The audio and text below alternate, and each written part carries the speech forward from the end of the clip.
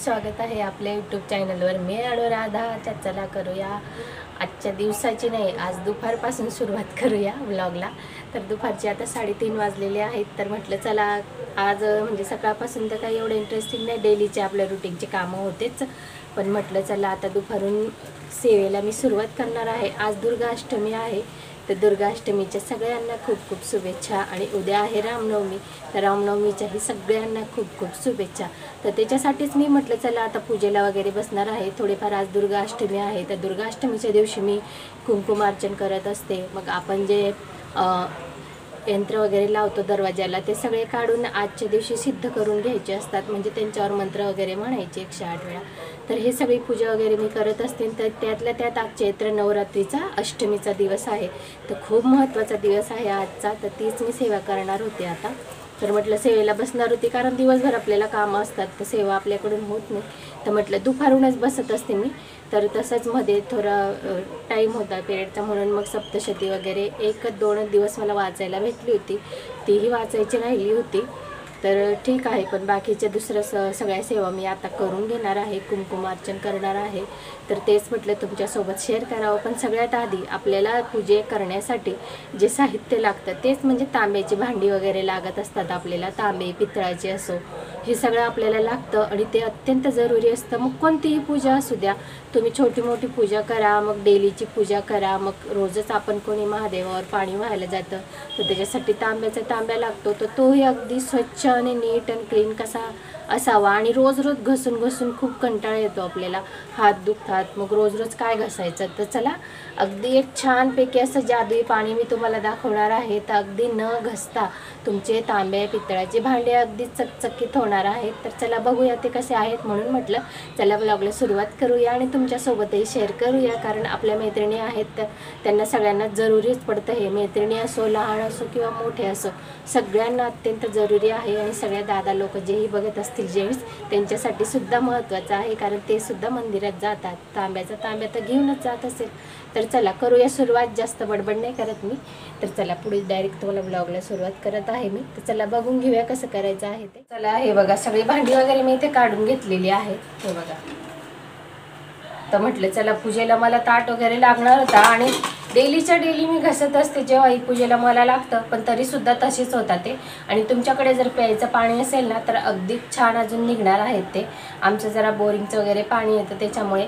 पण चला आपण कसं धुवायचं आणि ते जादुई पाणी कोणतं आहे ज्याच्याने इझी आपल्याला रोज रोज हात दुखणार नाही आणि घसावा लागेल। तर चला मग इथे एका वाटक्यात पाणी घेऊन घेतलेलं आहे। हे वाटका आहे माझ्याकडे, याच्यापेक्षा जास्त मोठं नव्हतं, कारण दुसरं भांडे धुण्यासाठी घेतलेलं आहे। तर इथे सायट्रिक ॲसिड घेतलेला आहे, याला लिंबूचे फुलंही म्हणतो, आणि आम्ही याला लिंबूचे फुलंच म्हणतो। सायट्रिक ॲसिड घ्यायचं आहे आपल्याला। तर मी 2 मग्गे इथे पाणी घेतलेलं आहे, तुम्ही जास्तही घेऊ शकता, आणि मोठं भांडं असेल तर खूपच चांगलं। तर हे बघा असे साखरीच्या दाण्यासारखे गोल गोल असतात ते, तर अशा पद्धतीने दिसतात ते। तर ते तुम्हाला दाखवते। 2 चमचे मी इथे घेतलेला आहे, 2 ते 3 चमचे तुम्हाला इथे टाकून घ्यायचं आहे पाण्यामध्ये। म्हणजे तुम्ही भांडी किती घेतलेली आहेत आणि तुमची भांडी डेली तुम्ही यूज करता की नाही करत, आणि खूप ठेवलेली आहेत तर जास्त घाण आहेत, तर त्याप्रमाणे तुम्हाला ही पावडर म्हणजे हे निंबूचे फूल तुम्हाला वाढवायचे आहे। सायट्रिक ॲसिड तर जास्त घ्यायचे, याच्या डबल घ्यायचे जर जास्तच घाण असेल तर। मी इथे 2 ते 2.5 चमचे टाकून घेतले लिंबूचे फूल। त्याच्यानंतर 2 मोठे चमचे इथे मी मीठ टाकून घेतलेलं आहे, तुम्ही जाड मीठ घ्या, बारीक मीठ घ्या, कोणतंही चालेल।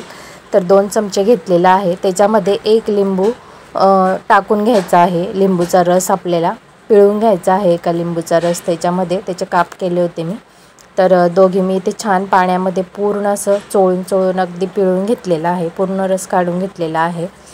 तर मोठं भांडं असेल तर चांगलंच आहे अजून। तर हे पाणी आता छान चमच्याने आपल्याला इथे ढवळायचं आहे, पूर्ण त्याच्यामध्ये जे आपण लिंबूचे फूल आणि मीठ टाकलेलं आहे ना, ते छानपैकी असं पूर्ण डायल्यूट झालं पाहिजे, पूर्ण मिक्स झालं पाहिजे पाण्यामध्ये। तर छान मी तेच चमच्याने मिक्स करून घेत आहे। तर मिक्स झालेलं आहे। तर हे बघा हे तांब्याचे भांडे रोज मी डेली यूज करत असते आणि घासतही असते, पण म्हटलं आज कंटाळाच आला होता घासायचा, पितांबरीने घासावं तर लागतंच थोडंसं। तर हे पाण्यात फक्त आपल्याला बुडवायचं आहे, हे बघा तुम्ही बघू शकताय। तर मी हा बुडवला आहे पाण्यामध्ये, आणि आधी कसा होता ना आता कसा, हे बघा बिफोर आफ्टर तुम्ही बघू शकता। हा न घसलेला आणि हा पाण्यात बुडवलेला बघा किती छान असा निघालेला आहे. फक्त डीप केला आहे, गोल गोल पाण्यात मी फिरवलेला आहे, मधूनसुद्धा अगदी छान निघालेला आहे. तुम्ही बघू शकताय फरक पूर्ण हा. तर अशा पद्धतीने हे जादुई पाणी आपलं तयार होतं आणि याचा फरक तुम्हाला लगेचच दिसणार आहे. काही सेकंदांमध्ये, काय 1 ते 2 मिनिटांमध्ये अगदी छान त्याचा फरक पडतो. जर डेलीचे असे भांडे असतील तुमचे, तांब्याचे तांबे आपल्याला डेलीच लागत असतात, प्रत्येकाला लागतात, घरातलं कोणीही असो. तर बघू शकताय तुम्ही, मी पाण्यात फक्त बुडवलं आहे आणि 1 मिनिटापर्यंत फक्त असं फिरवलेलं आहे. बघू शकताय वरचा भाग पूर्ण खराब आहे आणि खालचा जो पाण्यामध्ये डीप केला होता तो अगदी छान असा निघालेला आहे. इतक्याच फरक त्याचा समजून येतो आपल्याला. तर नक्की तुम्ही सुद्धा हे पाणी ट्राय करा. तुम्ही बघू शकताय किती छान असं निघालेलं आहे. तर अगदी सोप्या पद्धतीने आहे. लिंबूचे फुलं आपल्याकडे असतातच, त्याच्यामध्ये आंबटपणा असतो म्हणून ते अगदी छान निघतात. तुम्ही याच स्वरूपाने तुम्ही छान असं चिंचसुद्धा घेऊ शकता. जुनी चिंच असेल तुमच्याकडे तर त्याच्यामध्ये मीठ टाकायचं, त्याच्याने सुद्धा भांडी खूप छान निघतात. पण हे पाणी तुम्हाला जर कंटाळा आला असेल खूप, तर कोणी वर्किंग वुमन असतात, तर कोणी होत नाही कोणाकडून, दुसरे एक्स्ट्रा आपल्याला खूप कामं असतात सणासुदीच्या दिवशी, तर हे पाणी नक्की तुम्ही ट्राय करा. त्याच्यात बुडवल्यानंतर आपल्याला स्वच्छ पाण्यामध्ये छान असे धुवून घ्यायचे, चांगले चोळून घ्यायचे त्यांना दाबून. आणि फरक बघू शकताय तुम्ही. ताटं वगैरे इथे बुडवून ठेवायचे आहेत तुम्हाला 5 ते 10 मिनिटापर्यंत, अगदी छान निघतात. पाण्यामध्ये मी डीप करून ठेवली होती भांडी. तर हे बघा किती छान, अगदी मस्त नववी अगदी चमचमीत निघालेली आहे. तुम्ही बघू शकताय. थोडा वेळ पाण्यामध्ये ह्या जादुई जे पाणी आपण बनवलं आहे छानपैकी सायट्रिक ॲसिडचं, त्याच्यामध्ये बुडवून ठेवायची. याच्यापेक्षा अजून मोठं भांडं घेऊ शकता तुम्ही, त्याच्यात पाणी बनवा. आणि हे बघा डिसा वगैरे किती छान अशा क्लीन झाले आहे. थोडं चोळून घ्यायचं त्याला आणि छानपैकी चांगल्या पाण्यामध्ये. आणि तुमचे जास्त जर खराब असतील ना, तर तुम्ही त्याला जास्त टाईमापर्यंत पाण्यामध्ये भिजत ठेवा. या तर अगदी छान निघतात ते. हे बघा अगदी मस्त निघतात. आणि हे जे मध्ये असतं ना, हे जर निघत नसेल तर खूप दिवसाचं चिकट असतं ते, तर ते थोडं तुम्ही घसणीने घसून घ्या. थोडीशी मेहनत घ्यावी लागेल. आणि हे बघा असं चोळून घ्यायचं याला चांगलं. थोडे थोडे डाग दिसत आहेत तर ते चोळून घ्यायचे. आणि छानपैकी आपले भांडे निघालेले आहेत. आणि मग त्याच्यातून काढून आपल्याला चांगल्या पाण्यामध्ये टाकून घ्यायचे. हे बघा असे चोळून घ्यायचे.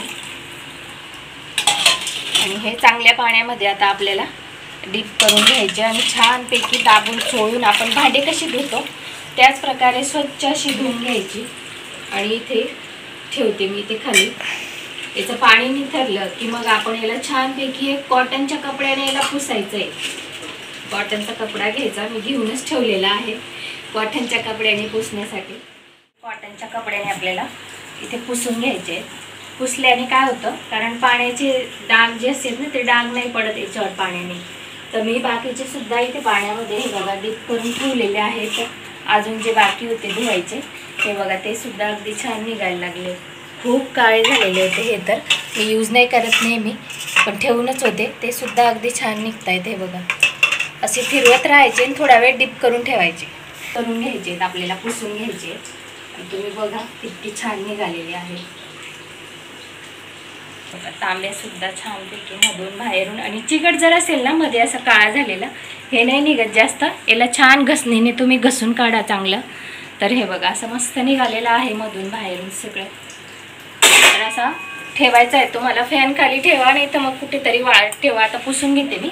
आता किचन ओट्याजवळच आहे मी, कारण बाहेर मला असं घसण्यासाठी जागा नाही आहे. तर मी इथेच ठेवते. मग इथून मग नंतर तिकडे थोडंसं हवेखाली फॅन खाली ठेवेल.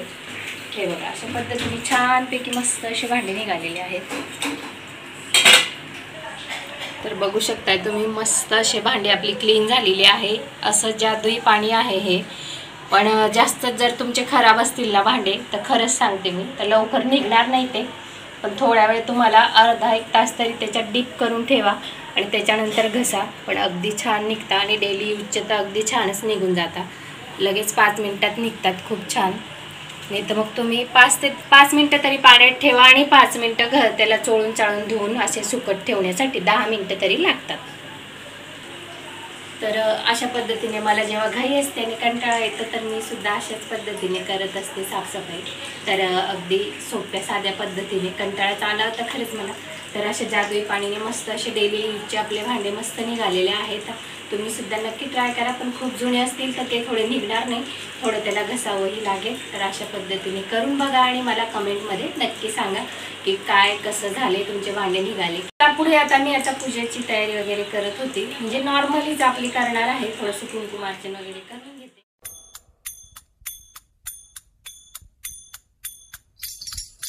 दान पावलं रे बाबा, दान पावलं. चला तर मग आज अष्टमी आहे, तर त्याचीच मी इथे पूजेची तयारी वगैरे करून घेत आहे. सगळं म्हणजे मांडणी केलेली आहे. सुपारी एका पानावर आणि हळदीचं हे तर ठेवून घेते आणि पूजा वगैरे करून घेते. हळदी कुंकू वाहून घेते, फुलं वगैरे चढवून घेत आहे. दिवा समई वगैरे लावून घेते मी आता. अग्नीच्या साक्षीने आपल्याला कोणत्याही पूजेची सुरुवात करायची असते आणि दुर्गा अष्टमी असते, दर महिन्यालाच येते. तर त्या अष्टमीच्या दिवशी तुम्हाला कुंकुमार्चन करायचं असतं. तुम्ही श्रीयंत्रावर करू शकता, मग तुमचा देवाचा टाक असेल कुळदेवतेचा त्याच्यावरही करू शकता, नाही तर मग तुमच्याकडे लक्ष्मी मातेची चांदीची मूर्ती असेल तिच्यावरही तुम्ही करू शकता. तर ते मी इथे कुंकुमार्चन करून घेणार आहे. त्याच्या आधी इथे मी जे यंत्र आहे माझ्याकडे दरवाजाला लावलेलं होतं त्याची पूजा वगैरे करून घेते मी. आपल्याला सगळे यंत्र वगैरे दुर्गा अष्टमीच्या दिवशी सिद्ध करून घ्यायचे आणि त्याच्यानंतर लक्ष्मी नमन अष्टक म्हणत आहे, लक्ष्मी अष्टकम. तर ते मी 16 वेळा इथे म्हणून घेत आहे. एक लोंग घ्यायची, 1 वेळा म्हणायचं, बाजूला ठेवायची. ते छान लाल कपड्यात बांधून आपल्या घरात सुख समृद्धी आणि आर्थिक परिस्थिती आपली चांगली. ओम ऐं ह्रीं क्लीं चामुंडाविचे, ओम ऐं ह्रीं क्लीं चामुंडाविचे.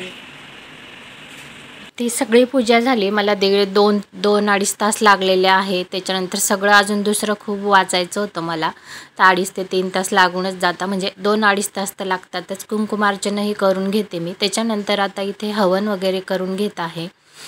हवन करायचं आहे. अष्टमीच्या दिवशी करा किंवा मग नवमीच्या दिवशी करा, पण चांगलं असतं घरात आपण त्याच निमित्ताने आपल्याकडून हवन वगैरे केला जातो. तुम्हाला देवीचाच मंत्र म्हणायचा आहे किंवा मग गायत्री मंत्र म्हणा आणि हवन करा. जेव्हा टाकायचं असतं तेव्हा स्वाहा म्हणायचं आणि टाकायचं त्याच्यात हवनामध्ये. जे हवन सामग्री असते त्याचं पॅकेट माझ्या घरी असतंच. मी इतर वेळेलासुद्धा थोडंफार छोट्या याच्यामध्ये मी करत असते. तर खूप चांगलं असतं. असे काही सणवारी आले तर त्यानिमित्त हवन वगैरे करून झालेलं आहे, पूजा वगैरे करून झालेली आहे माझी आणि कुंकुमार्चनसुद्धा करून झालेलं आहे.